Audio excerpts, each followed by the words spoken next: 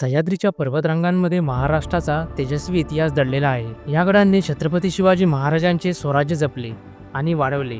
सह्याद्रीच्या उंच कड्यांमुळे हे किल्ले नैसर्गिकरित्या अभेद्य आहेत.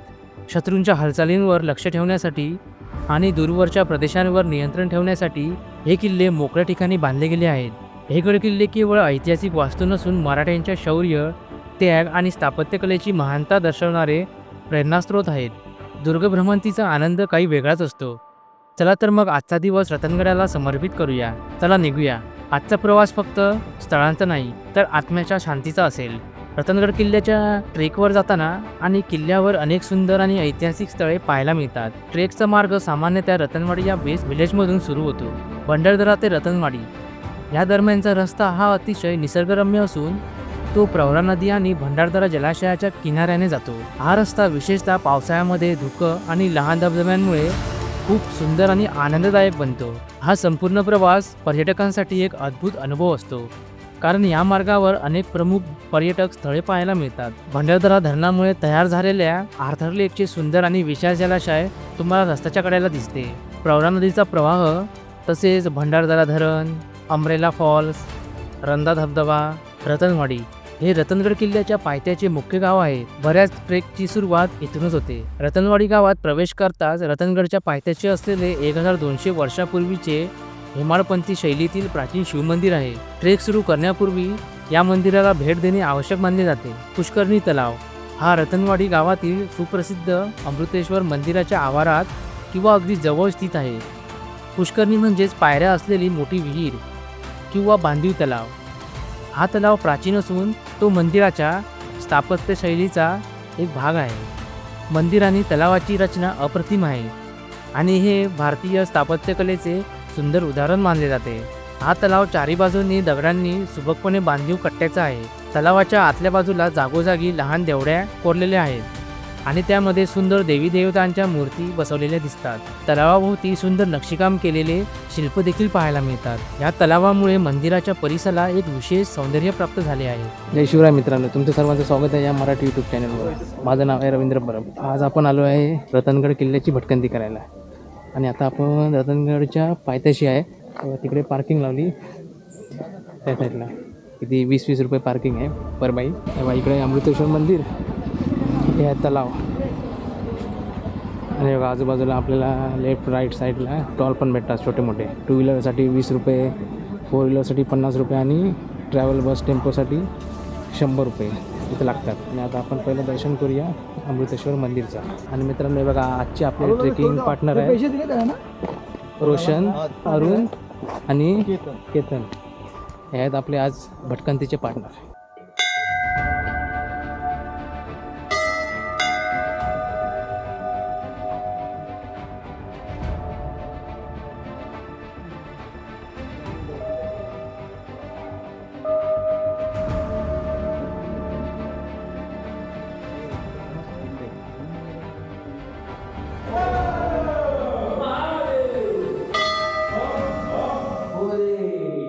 अमृतेश्वर हे मंदिर हेमाडपंथी शैलीत काळ्या बेसाल्ट दगडात बांधले गेले आहे.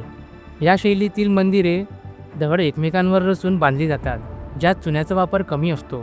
मंदिरावर केलेले बारीक आणि अप्रतिम कोरीवकाम विशेष लक्ष वेधून घेते. यामध्ये यश किन्नर, विविध देवी देवतांच्या मूर्ती, पौराणिक प्रसंग आणि सुंदर नक्षीकाम पाहायला मिळते. मंदिरामध्ये गर्भगृह, अंतरा आणि मंडप अशी रचना आहे.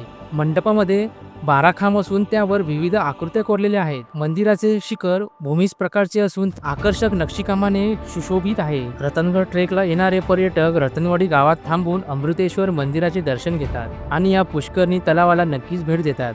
ट्रेक सुरू करण्यापूर्वी हे ठिकाण पाहणे हा एक अविस्मरणीय अनुभव असतो. मंदिराच्या बाजूने पुढे गेल्यावर तुम्हाला प्रवरा नदीचा पात्र पार करावे लागते. पावसाळ्यात पाण्याचा प्रवाह जास्त असल्यास काळजी घेणे आवश्यक आहे. रतनगडच्या रतनवाडी गावापासून ट्रेकिंग मार्ग हा सर्वात प्रसिद्ध आणि सामान्यतः वापरला जाणारा मार्ग आहे. हा ट्रेक मध्यम ते कठीण स्वरूपाचा मानला जातो, परंतु तो खूपच निसर्गरम्य आणि ऐतिहासिक खुणांनी परिपूर्ण आहे. आणि दुसरं म्हणजे साम्रतगाव. हे रतनगड किल्ल्यावर जाण्यासाठी दुसऱ्या एका मार्गाचे बेस विलेज आहे. साम्रतजवळच आशियातील सर्वात मोठी नैसर्गिक दरी सांदन व्हॅली, जी पाहण्यासाठी अनेक पर्यटक भेट देतात. आता आपण अमृतेश्वर मंदिराचं दर्शन घेतलेलं आहे. तर तिकडून तसं आलो पार्किंग तिकडे चाललो जिथं ते तलाव आहे ना तिथं. आणि बघा ही आहे प्रवरा नदीचं उगमस्थानची नदी आहे ती. आणि हे बघा हे ब्रिज दिसतं आहे ना तुम्हाला छोटंसं, इकडून आपल्याला जायचं आहे या रस्त्याने दिसतोय ना. हे आपला ब्रिज संपेल त्याच्या इथून असं आपल्याला पुढे जायचं आहे. ते बघा तिथं आपल्याला जायचं आहे, ते दिसतंय ना ते आपल्याला तिकडे ते निळं दिसते तिथं.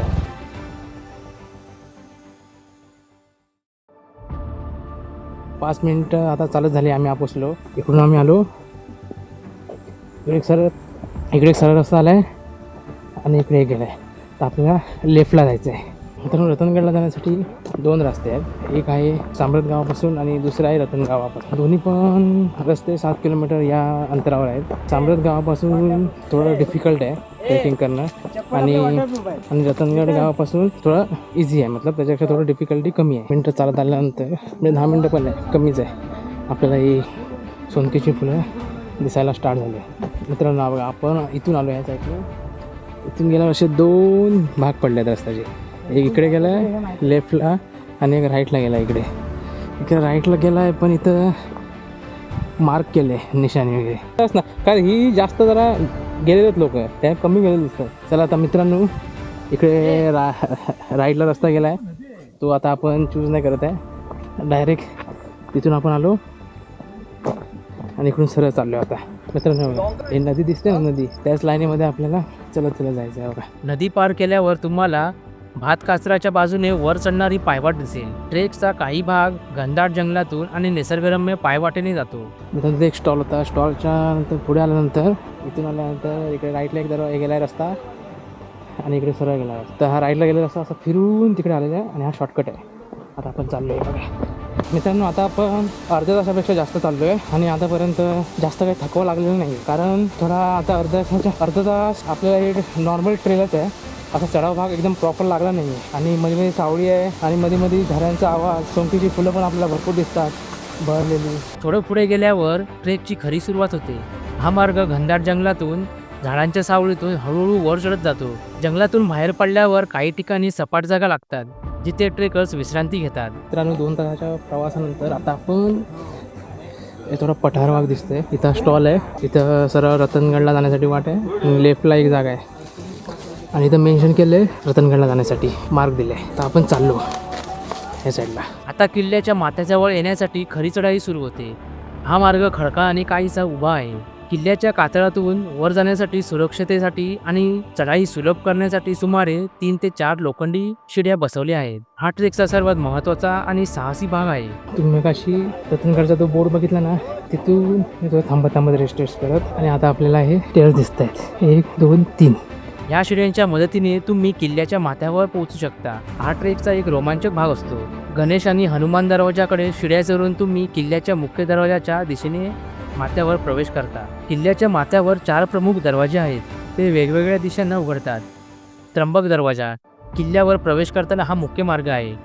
गणेश दरवाजा रतनवाडी मार्गे शिड्या चढून आल्यावर हा दरवाजा लागतो. हनुमान दरवाजा आणि कोकण दरवाजा, हा दरवाजा कोकणाकडे उघडतो आणि सध्या काहीसा मोडकळीस आलेला आहे. इथून पुढे तुम्हाला रतनगडावरील मुख्य स्थळे जसे की नेडे, पाण्याची टाकी, गुंफा आणि 4 दरवाजे यांचे दर्शन होते. आता आपण गणेश दरवाजाकडे आलो. किल्ल्याच्या माथ्यावरून तुम्हाला महाराष्ट्रातील सर्वोच्च शिखर कळसुबाई आणि अलंगमलंग कुलंग यासारख्या प्रसिद्ध डोंगररांगा दिसतात. आशियातील सर्वात खोल नैसर्गिक दऱ्यांपैकी एक असलेली चांदन व्हॅली रतनगडच्या अगदी जवळ आहे. तिचेही दृश्य इथूनच दिसते आणि भंडारदरा जलाशयाचे विहंगम दृश्य दिसते.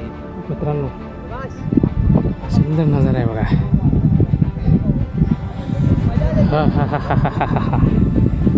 काय सुंदर नजारा.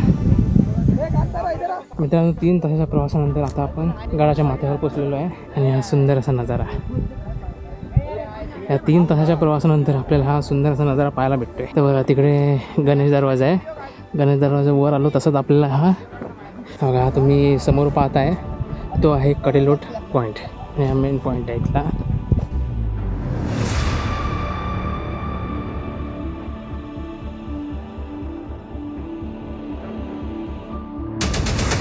भटकंती म्हणजे फक्त प्रवास नाही, तो अनुभव आहे.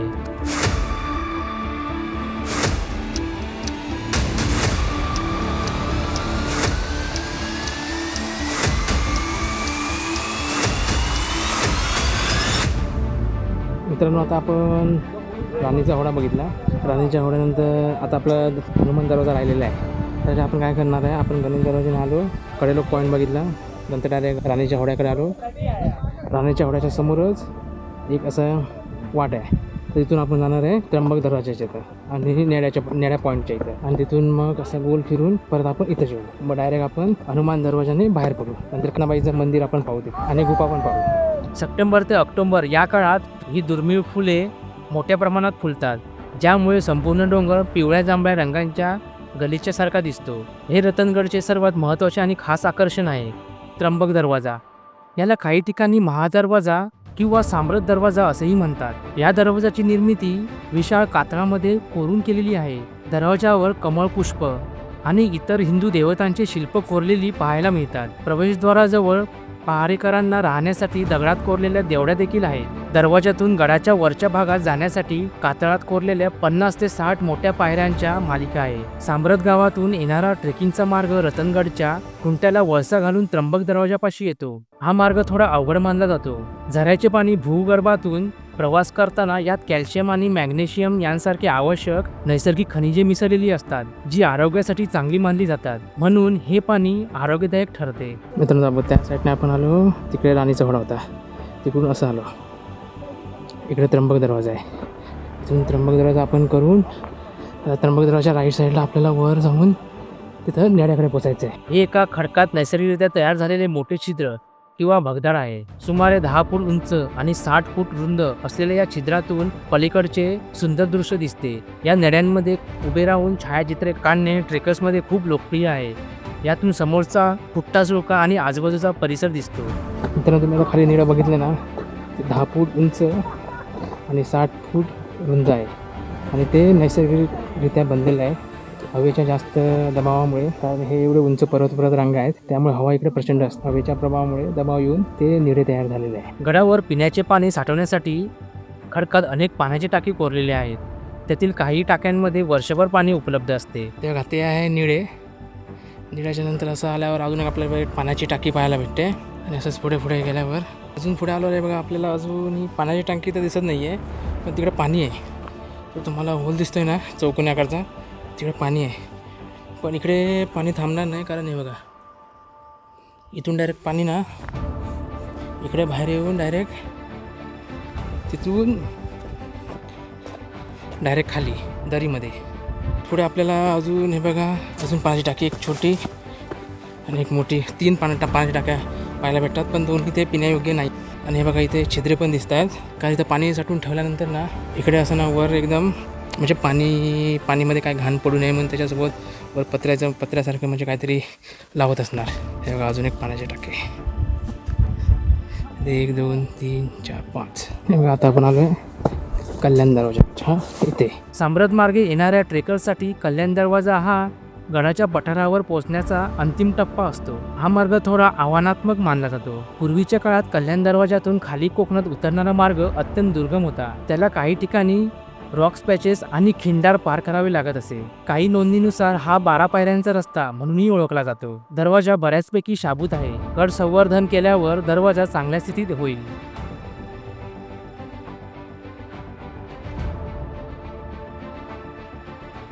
हा दरवाजा किल्ल्याच्या पठारावर पोहोचल्यावर लागतो.